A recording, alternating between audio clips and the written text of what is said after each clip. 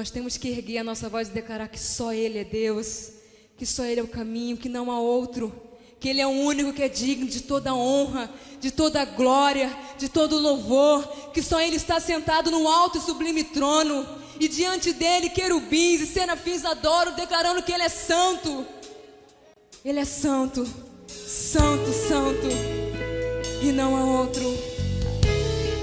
Por isso, nesta hora, erga a tua voz para adorar aquele que é o Rei dos Reis, aquele que é o Senhor dos Senhores, aquele que os seus olhos são como chama de fogo, na sua boca há uma espada afiada. Só Ele é Deus. Então cante. Os céus proclamam tua glória e toda a terra se prostra. Só tu és Deus, Jesus, teu nome é santo, em uma só voz te adoramos. Só tu és Deus, só Ele é Deus. A ti sempre louvarei, prostrado te adorarei. Não há outro Deus semelhante a ti. Tu és o Rei das nações, tua glória todos verão e proclamarão. Só tu és Deus, só Ele é Deus. Então adore a Ele, porque só Ele é digno. Ele tem todo o domínio, Ele tem toda a majestade. É o único nome pelo qual importa que sejamos salvos. A Ele toda a honra, a Ele toda a glória. Te adoramos, Jesus. Declare mais uma vez. Os céus proclamam tua glória e toda a terra se prostra. Só tu és Deus, Jesus, teu nome é santo, em uma só voz te adoramos. Declare, só tu és Deus.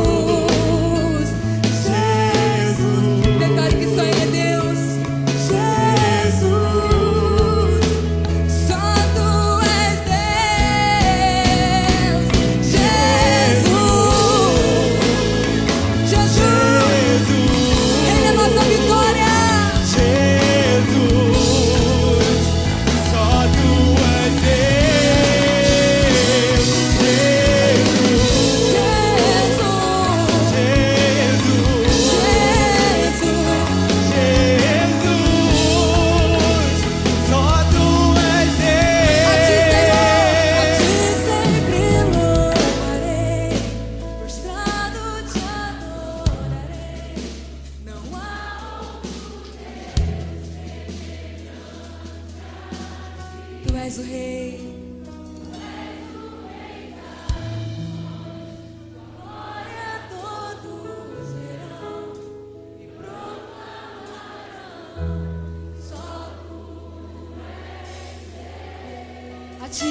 A ti sempre louvarei. Oh, Jesus, este é o som da tua noiva, Senhor, que te adora. Outro Deus,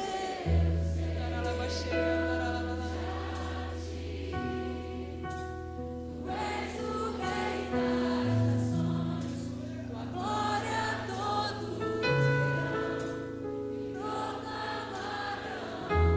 só tu és Deus. A ti sempre louvarei, prostrado te adorarei.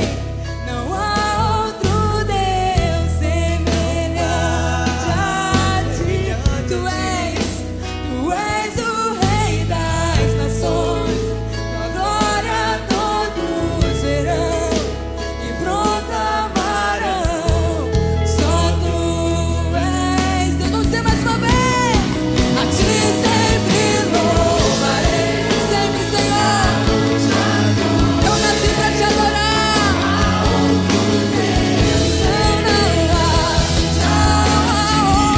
além de ti.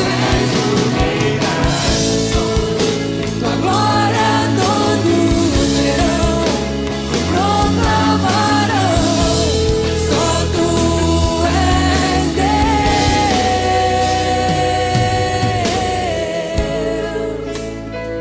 Só tu és Deus.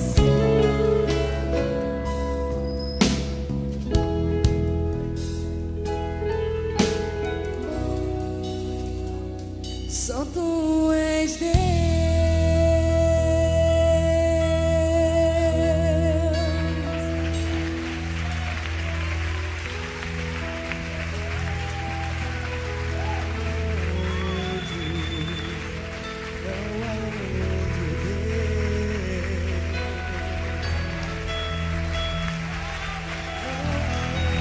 Só tu és Deus, Senhor.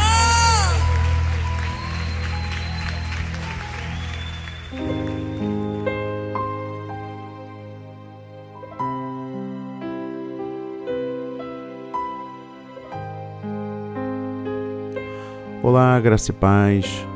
Bom dia, boa tarde ou boa noite.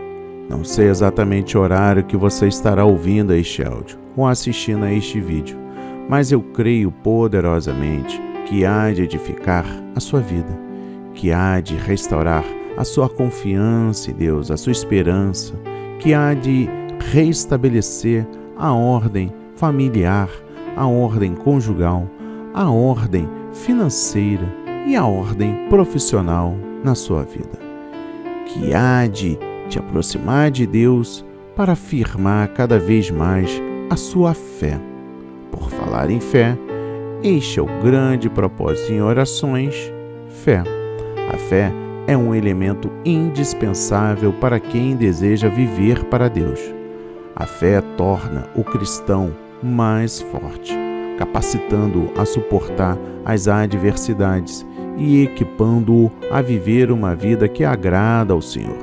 A nossa fé aumenta quando lemos a Bíblia e deixamos que a palavra de Deus tenha influência na nossa vida. E quando a nossa fé aumenta, nós conseguimos ver muito mais além do que a natura. Vemos o sobrenatural de Deus em ação. Deixe que o versículo de hoje fortaleça a sua fé agora mesmo. Hoje, nesta noite, o projeto A Marca da Promessa traz para leitura e meditação o livro 1 de Timóteo, capítulo 6, versículo 11. E a palavra diz: você, porém, homem de Deus, fuja de tudo isso e busque a justiça, a piedade, a fé, o amor, a perseverança e a mansidão. Amém e graças a Deus. Meu irmão, minha irmã, se desconecte de tudo e preste atenção na mensagem que Deus enviou hoje para a sua vida. No contexto de hoje, no tema de hoje, Paulo começa suas recomendações a Timóteo com as palavras: você, porém. Ele está exortando a não se deixar levar pela correnteza. Ao contrário, ele deveria se diferenciar da cultura prevalecente, pois Timóteo era um homem de Deus e os seus valores e padrões eram baseados em Deus e não no mundo. A seguir, Paulo faz 3 apelos. Vamos lá. Primeiro, o apelo ético. Fuja de tudo isso e busque a justiça, a piedade, a fé, o amor, a perseverança e a mansidão. Nós, seres humanos, somos bons corredores. Fugimos de qualquer coisa que esteja nos ameaçando e corremos atrás de tudo que nos atrai. Não faríamos melhor se fugíssemos do mal e corrêssemos atrás da justiça? A passividade não conduz à santidade e nenhuma técnica pode alcançá-la. Temos apenas de correr. Segundo, o apelo doutrinário. Timóteo deveria combater o bom combate da fé. A posição de Paulo é totalmente contrária à postura pós-moderna, pela qual a verdade é puramente subjetiva e cada um tem a sua verdade. Paulo se refere o tempo todo àquilo que ele chama de a fé, a verdade, o ensino e o depósito, um conjunto de doutrinas pelas quais Timóteo deveria lutar, ou seja, guardar e defender. Lutar é uma atividade desagradável, mas que não pode ser evitada, pois esse é um bom combate para a glória de Deus e para o bem-estar da igreja. A igreja, nesse sentido, além da estrutura física, somos nós, no qual o Espírito Santo habita. Terceiro e último, o apelo da experiência. Tome posse da vida eterna, para a qual você foi chamado. Pode parecer estranho que um líder cristão maduro como Timóteo precisasse desse tipo de apelo.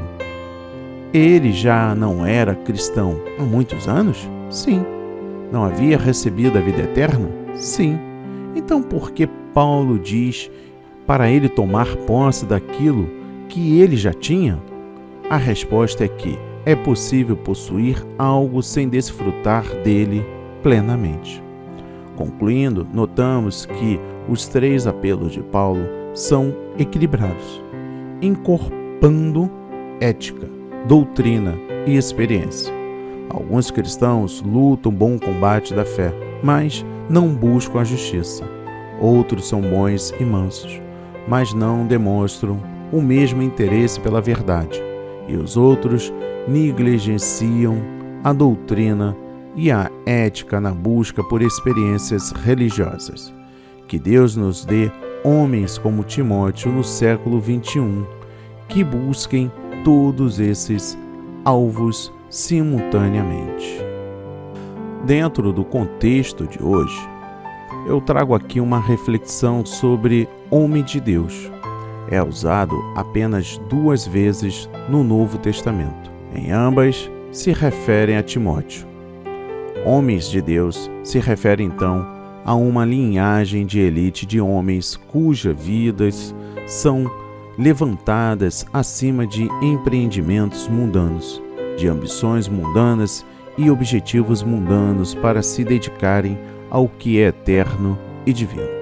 O homem de Deus pertence a uma ordem espiritual em que as coisas temporais, transitórias e perecíveis têm pouco significado. Qualquer um que é chamado para pregar a palavra é um homem de Deus. Quais são os sinais que identificam um homem de Deus, como vemos nesta passagem? Existem 4 características que o apóstolo Paulo coloca diante de nós. Em primeiro lugar, o homem de Deus é conhecido por aquilo que ele foge. Mas tu, ó homem de Deus, que fogem dessas coisas. Versículo 11, que é o tema de hoje. É uma palavra grega, phego, da qual obtemos a palavra fugitivo. O homem de Deus é um homem correndo de certas coisas. Ele retrata alguém que está correndo de uma praga, uma cobra venenosa ou do ataque de um inimigo mortal. Ele é um homem em fuga. Estar no ministério do Evangelho, ser um homem de Deus, significa que você está fugindo de certas coisas. Em segundo lugar, um homem de Deus é conhecido não só por aquilo de que ele foge, mas pelo que ele segue, a busca. Segue a justiça, a piedade, a fé, o amor, a paciência e a mansidão. Ele é um homem fugindo velozmente de certas coisas e correndo velozmente em direção a outras. A justiça, a piedade, a fé, o amor, a perseverança e a mansidão. Em Provérbios 15, versículo 9, diz que o Senhor ama os que defendem a justiça. Não o sucesso, não a fama, a popularidade, a estima, a reputação, mas a virtude. A justiça é a nossa prática exterior, a santidade é o desejo santo no interior, a fé é essencialmente a fidelidade, o amor é um amor sacrificial, a perseverança é a resistência e a mansidão é a brandura, o caráter pacífico. Homens, corram velozmente em direção a essas coisas, nunca as deixem longe das suas vistas. Não se conformem de estarem em algum lugar em que elas estejam longe das suas vistas. Se assim não for, vocês correrão sérios perigos fatais. Não seja um pregador profano, não seja um vaso não santificado, impróprio para o uso do mestre.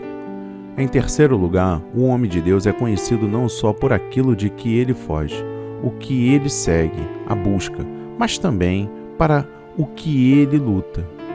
Dentro deste mesmo propósito, eu trago um racional complementar no versículo 12. Milita a boa milícia da fé. Tome posse da vida eterna, para a qual também foste chamado, tendo já feito boa confissão diante de muitas testemunhas. Sabemos na Bíblia que o homem de Deus é um boxeador, um lutador, um soldado, um combatente, um guerreiro. Ele guerreia contra o reino das trevas, contra o pecado em sua própria carne, contra o falso ensino, a doutrina falsa, o erro. Olhando para o ministério, Paulo disse certa vez: porque uma porta grande e eficaz se me abriu e há muitos adversários. 1 Coríntios 16, versículo 9. Um combate. Ao final de sua vida ele disse: combati o bom combate, acabei a carreira, guardei a fé. 2 Timóteo capítulo 4, versículo 7. O ministério envolve um combate por almas eternas que estão em jogo. Você vai se gastar nesta luta a vida inteira. Os combates, antigamente, eram muito mais diferentes do tipo de luta que vemos hoje. Nós olhamos para uma luta de boxe moderna. Eles têm luvas acolchoadas. E o pior que podem fazer é provocar alguns estragos. As luvas nos combates gregos, por exemplo, eram internamente forradas de pele, mas no exterior tinham chumbo e ferro. O perdedor muitas vezes tinha os olhos arrancados. Era uma batalha real e com drásticas consequências. Não era uma mera troca de sopapos com luvas acolchoadas. É esse tipo de combate que Paulo estava se referindo, um combate real.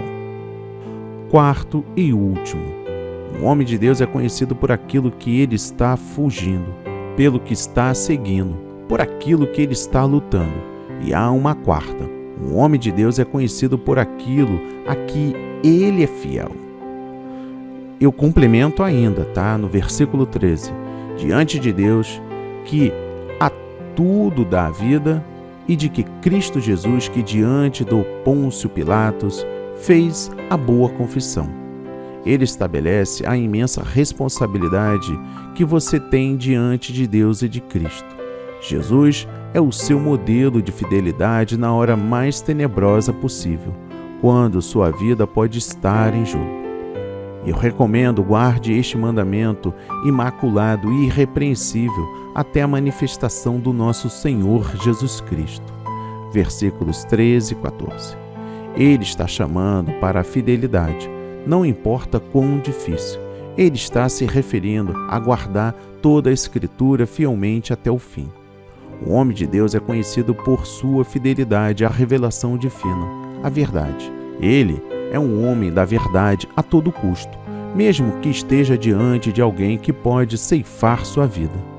Ele está comprometido com Cristo até as últimas consequências, mesmo que isso resulte em morte e sofrimentos graves. Ele vive para ser fiel ao Senhor. Ele é um guardião da verdade. Isso deve marcá-lo. A igreja é a coluna e o fundamento da verdade. Ele é um proclamador desta verdade. Por isso, o homem de Deus deve ter cuidado com a sua fé. Ele só pode transmitir a verdade bíblica, nada mais. Então, o que procurar em um pastor? Procure um homem de Deus. E quando você está à procura de um homem de Deus, o que você está procurando? Um homem que foge da influência corrupta do dinheiro, um homem que segue a justiça, a piedade, um homem que está empenhado em agradar a Deus com uma boa confissão, não importando o preço. Um homem que vai lutar até o fim, sem hesitação, fiel à revelação de Deus. Meu irmão, minha irmã, chegamos ao final do 15º dia deste grande propósito em orações, falando sobre fé. E eu trago um texto, um paralelo ao tema desta noite. Sim, em 1 Timóteo capítulo 6, versículo 11, tu, porém, ó homem de Deus, foge dessas coisas, antes segue a justiça, a piedade, a fé, o amor, a constância e a mansidão. Um servo de Deus tem como base a retidão, irá conseguir encarar o dinheiro de forma equilibrada, de forma que ele seja bênção e não maldição em sua vida e na vida do próximo. Agindo dessa forma, o dinheiro não será amado ao ponto de se tornar a raiz de todos os males. Por que eu estou falando isso? Porque em 2 de Timóteo, capítulo 3, versículos 16 e 17, a palavra diz: toda a Escritura é inspirada por Deus e útil para o ensino, para a repreensão, para a correção, para a educação na justiça, a fim de que o homem de Deus seja perfeito e perfeitamente habitado para toda boa obra. Veja bem, Deus quer que nós estejamos preparados para fazer boas obras. Ele nos deu as Escrituras. Hoje nós temos a Bíblia traduzida em muitas línguas, dialetos e versões. Ao invés de ser uma ameaça, isso é uma grande bênção. Mas devemos nos lembrar que o alvo das Escrituras não é só aprender o que dizem, e sim viver o que dizem na nossa vida diária. Deus pretendia que sua palavra fosse a verdade prática, um presente que nos prepara para fazer toda boa obra. Quando eu fiz referência a falando sobre a inclinação do dinheiro, é um ponto de atenção para o que a Bíblia nos alerta.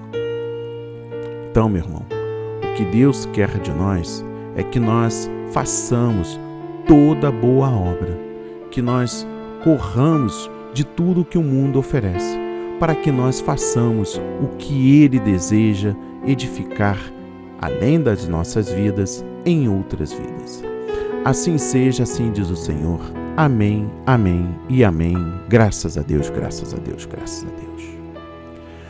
Pai amado, bendito, Pai celestial, Pai de todas as nações, Santo Deus, ainda me maravilho com o fato de que o Senhor escolheu falar conosco, suas criaturas finitas, nas nossas próprias palavras. Que eu nunca abuse do grande presente de ser capaz de ler a sua palavra e aprender a sua verdade. Mas, Pai, por favor, dê-me o caráter e a coragem de praticar o que aprendo nela e de deixá-la me treinar para fazer a sua vontade. Em nome de Jesus, louvamos e agradecemos. Toda honra e toda glória seja dada a Ti, meu Pai. Amém, amém e amém. Graças a Deus, graças a Deus, graças a Deus.